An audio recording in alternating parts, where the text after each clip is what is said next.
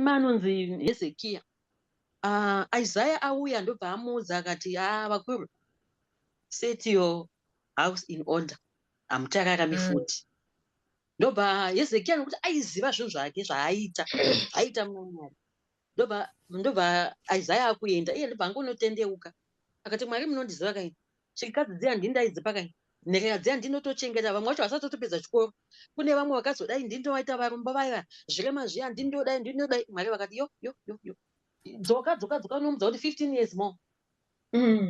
Ndobva adzoka, ndobva aitwa izvozvo. Saka pane zvimwe zvinhu ndingadambota titi kunamata kwacho hakusingonamata kuti Mwari ndokutendai musaka Jesu pepe.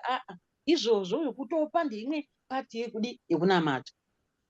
Saka vanhu vanokanganwa. Ndakaenda ndega kuchikoro kainini, inyasha dzaMwari.